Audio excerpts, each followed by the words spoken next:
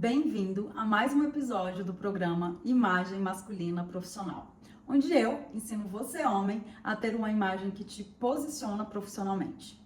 Eu sou Estela Moncaio, especialista em comunicação pela imagem, e hoje nós vamos falar sobre rapport, uma habilidade que perpassa as três dimensões, os três pilares da imagem pessoal: a aparência, o comportamento e a comunicação, mas especialmente esses dois últimos, o comportamento e a comunicação.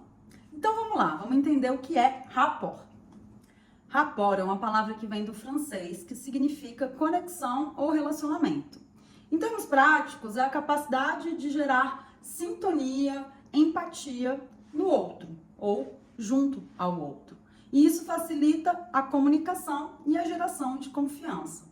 Então é uma técnica, é uma habilidade muito utilizada nas áreas de psicologia, na área de coaching, é muito utilizada nas áreas de liderança e de vendas e na área de comunicação interpessoal de maneira geral. Para a gente entender o conceito de rapport, ou o motivo pelo qual ele acontece, primeiro a gente tem que entender um conceito que é chamado de neurônios espelho. Neurônios espelhos são células do cérebro descobertas por volta da década de 90 por pesquisadores italianos, que são ativados, né? São neurônios que são ativados sempre que nós identificamos um comportamento ou algo familiar no outro. Isso quer dizer que sempre que eu vejo algo no outro que me é familiar, que é parecido com algo que eu faço, eu tendo a me conectar, a entrar em sintonia, em sinergia com o outro de maneira mais rápida e mais fácil. Então, isso explica porque algumas técnicas de rapport funcionam e muito bem. É o caso, por exemplo, da técnica de espelhamento, que basicamente é você sincronizar, quase que imitar o comportamento do outro para gerar de maneira praticamente automática essa conexão, essa sinergia, essa sintonia. Existem outras técnicas de rapport que eu vou inclusive trazer aqui. Na verdade, eu vou explorar três técnicas. Além do espelhamento, eu vou trazer mais duas, tá? Mas o importante desse conceito é você entender que o rapport basicamente é isso. É você entrar em sintonia com o outro a partir de técnicas que permitem que esse outro ative os seus neurônios espelhos e se sinta mais conectado e mais confiante, né? Tenha mais confiança no que você vai trazer dentro desse contato, dessa comunicação. É claro que é uma técnica que pode te ajudar muito bem em situações específicas, como, por exemplo, a própria venda, né? Ou seja, em técnicas de negociação, o rapport é muito bem-vindo. Em apresentações, de maneira geral, sempre que você precisar influenciar o outro, no sentido de alguma ideia ou de alguma ação, as técnicas de rapport vão te ajudar a fazer isso de uma maneira mais sutil, mas ainda honesta. É importante que a gente deixe isso claro, porque na verdade o rapport ele promove essa abertura, né, a ideia que vai ser apresentada, mas ele não vai manipular o outro num sentido negativo ou influenciar o outro num sentido negativo, tá? Então vamos entender um pouco mais como que o rapport pode acontecer, né? Como que você pode utilizar o rapport para melhorar a sua comunicação, para melhorar a sua forma de se conectar com o outro e a sua forma de gerar mais confiança sempre que for necessário. E aí você vai perceber um pouco do que eu falei no início. As técnicas de rapport, elas perpassam quase que as três, né, áreas da imagem pessoal. A aparência também conta, mas especialmente as áreas de comportamento e comunicação, tá? Mas vamos então entender a primeira técnica que eu trouxe aqui, que eu já citei, né, que é o espelhamento. Vamos lá. Espelhamento, como eu já adiantei, é uma técnica de rapport em que simplesmente você sincroniza a sua comunicação verbal e não verbal com a comunicação verbal e não verbal do outro. É quase como se a gente fizesse uma imitação sutil do comportamento e da comunicação do outro. Eu vou trazer em exemplos para que fique mais fácil a gente entender como que isso pode acontecer. Se eu, ao entrar em contato com alguém, percebo que essa pessoa tem uma forma mais pausada, mais lenta, mais vagarosa de falar, eu também posso começar a conversar com essa pessoa, fazer a explicação, me comunicar com essa pessoa de maneira mais pausada, mais lenta, né? Mais vagarosa.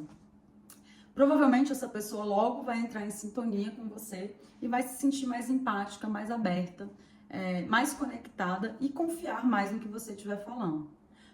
De outra forma, existem pessoas que falam muito rápido e que, inclusive, vão ficar irritadas se você fizer uma fala muito pausada, muito lenta com elas, né? Então, nesse caso, você precisa acelerar um pouco mais a sua fala. Muitas vezes você vai precisar ser mais objetivo em relação ao que você está dizendo, né? E da mesma forma, a gente também pode imitar o comportamento, a comunicação não verbal. Então, às vezes é uma pessoa que é muito agitada, que se move pelo espaço, que gesticula bastante, né?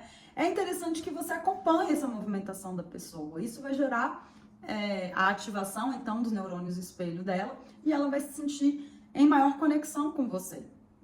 Ao contrário, se for uma pessoa mais quieta, uma pessoa um pouco mais observadora, pode ser que ela se incomode com tanta movimentação. Então, nesse caso, o que você precisa é também se manter um pouco menos exuberante na sua movimentação, na maneira que você gesticula, né? Isso, então, é o que a gente entende por espelhamento. É um uso intencional e estratégico que, por fim, seja de maneira consciente ou inconsciente, ativa esses neurônios espelhos do interlocutor e que permite, então, que ele esteja mais aberto, mais receptivo, em maior sintonia e sinergia com você, propiciando, então, uma melhor comunicação e uma sensação de confiança que fortalece a negociação, se for o caso, ou a ideia, né, que você estiver querendo passar para essa pessoa. Então, esse é o espelhamento e pode ser usado em diversas situações.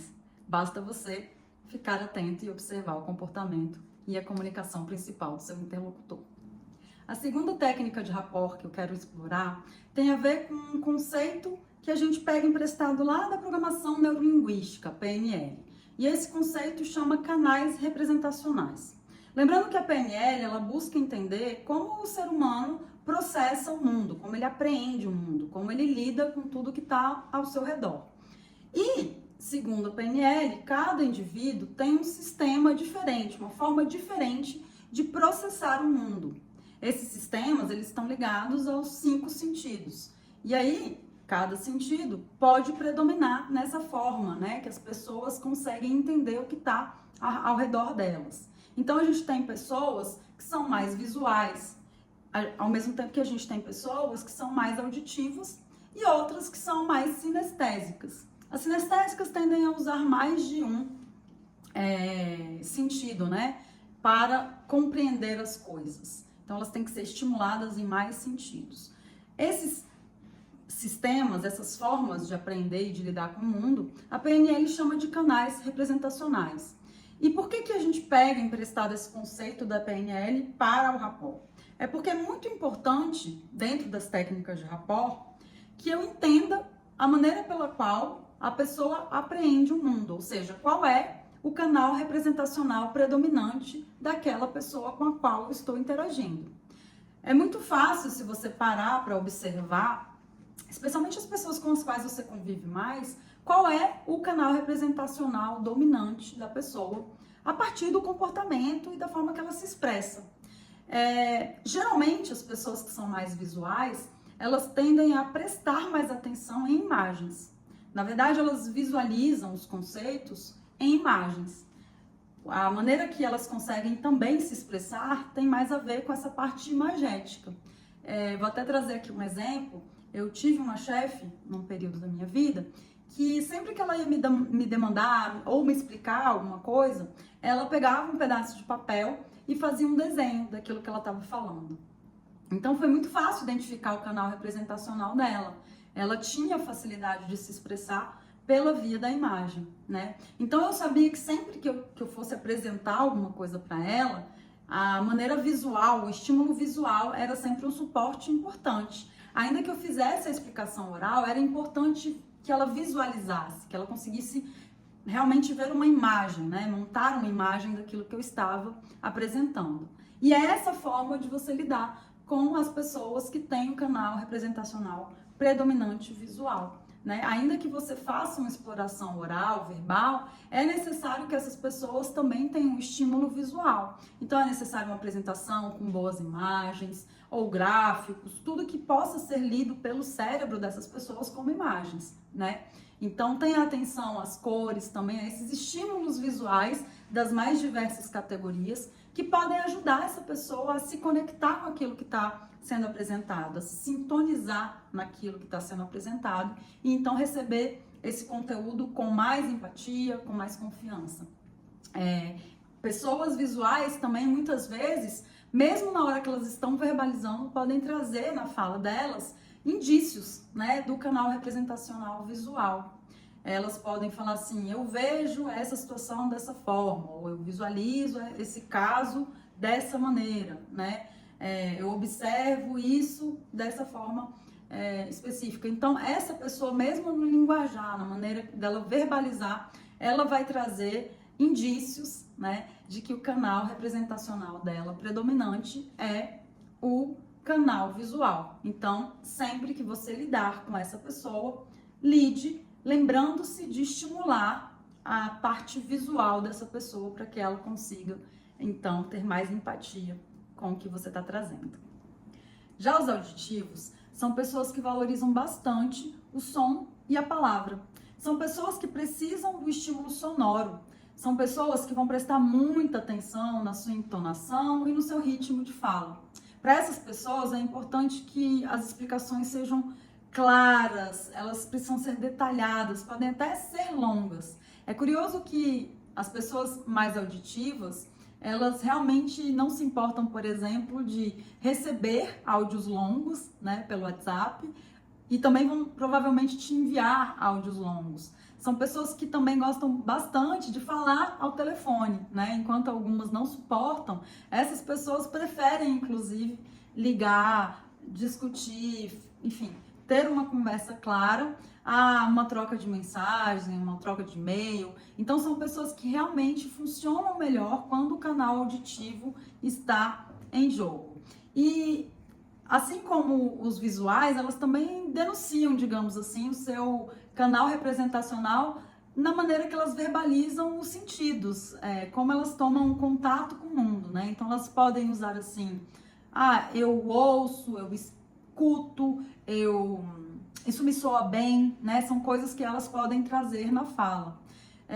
E essa questão sonora, ela pode inclusive perpassar a música, né? Estímulos diversos aí que a audição nos permite. Mas o que é importante para essas pessoas, então, é que elas vão se ligar muito mais nessa sua explicação verbal, vão estar muito atentas, como eu falei, à entonação e ritmo, às palavras que você vai usar, e precisam ser estimuladas nesse sentido para que você consiga gerar esse rapport, gerar essa conexão, essa sintonia, essa empatia. Então tenha atenção nisso. Você pode até associar um estímulo visual, mas não deixe de trazer o estímulo sonoro, auditivo, quando você estiver tratando, dialogando com um interlocutor que tem, né, o canal auditivo como o seu canal predominante.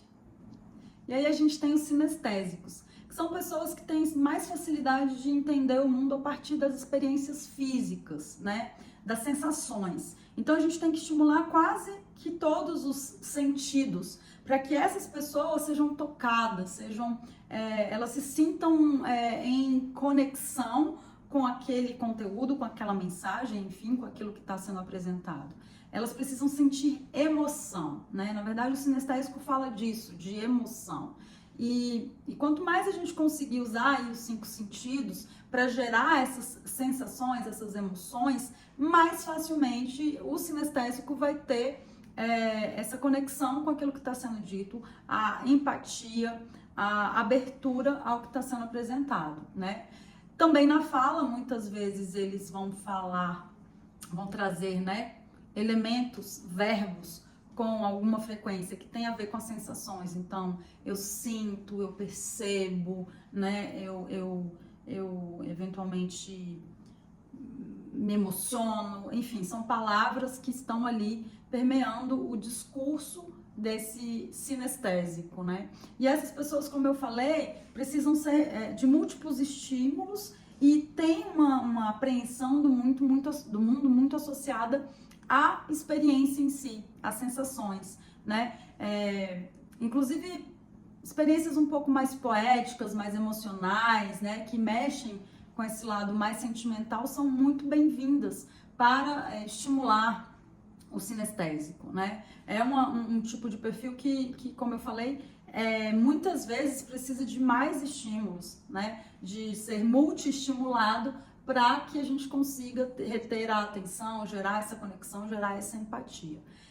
De maneira geral, e eu espero que vocês tenham entendido isso dos canais representacionais, o ideal, especialmente quando a gente fala com uma pessoa que a gente não conhece, ou quando a gente fala com uma plateia de mais pessoas que podem, então, juntas terem todos os canais representacionais, é apresentar o que quer que a gente apresente das diversas maneiras, né? Unindo ou tentando unir estímulos visuais, estímulos auditivos e estímulos sinestésicos ou multi-estímulos, né? Estímulos que gerem sensações e experiências, tá?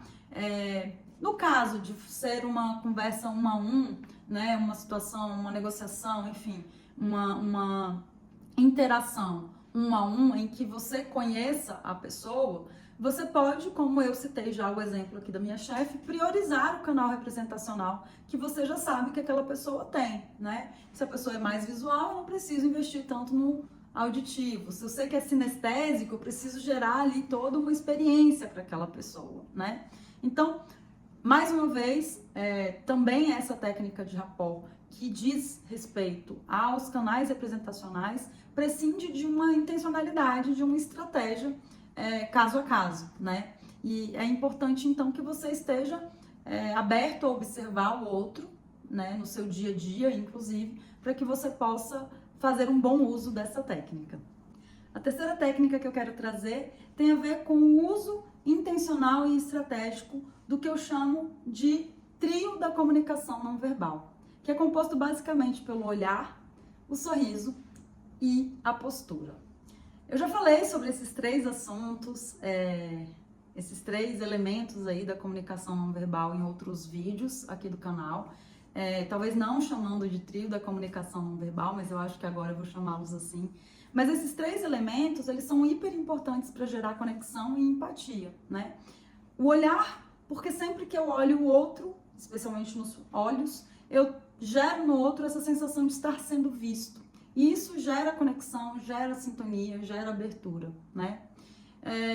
O sorriso, também já falei outras vezes aqui, eu considero um dos poucos elementos que fazem parte da comunicação universal humana, né? Já que ele tem o mesmo significado em todas as culturas. E ele traz o significado de abertura, acessibilidade, né? Então ele automaticamente vai gerar conexão, gerar confiança e permitir que a comunicação se estabeleça de uma maneira mais eficiente. E por fim, a postura, né? Muitas vezes a gente não percebe que o nosso corpo realmente fala. Muitas vezes eu quero me conectar com o outro, quero gerar essa sensação de sintonia, de empatia, mas eu não percebo que eu tô com uma postura fechada, né? Carrancuda, e isso vai gerar afastamento. Então, tenha atenção ao seu corpo, ao seu gestual, né? E percebam que esses 3 elementos, eles também perpassam e permitem que as outras técnicas de rapport também aconteçam, né? O espelhamento e a definição, a identificação do canal representacional do seu interlocutor precisa de atenção, precisa do olhar, né? E você vai precisar do sorriso e da postura para conseguir gerar essas conexões aí a partir dessas outras técnicas também. E por fim, antes de realmente chegar no final desse vídeo, eu quero falar de adicional aí, sobre empatia. Empatia, muito se fala, né? Eu falei do início ao fim desse vídeo, mas assim, tem muito a ver com o que a gente chama de escuta ativa. Escuta ativa é você escutar o outro sem necessariamente querer responder, sem necessariamente julgar, né? E é uma das coisas mais difíceis de se fazer, porque geralmente a gente ouve o outro já querendo responder, né?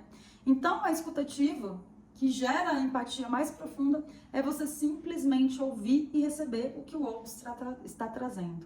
É uma prática que é difícil porque é diferente do que a gente geralmente está acostumado a fazer, mas é possível e sempre vai ajudar muito a essa conexão, essa geração de confiança e resultar numa boa comunicação.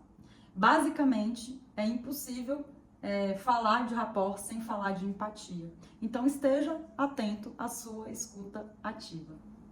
Para finalizar esse vídeo daquele jeitinho que eu gosto, eu te sugiro que você exercite um pouco disso que a gente conversou por aqui. Tente fazer um espelhamento e ver se ele faz sentido, se ele te ajuda nos seus desafios.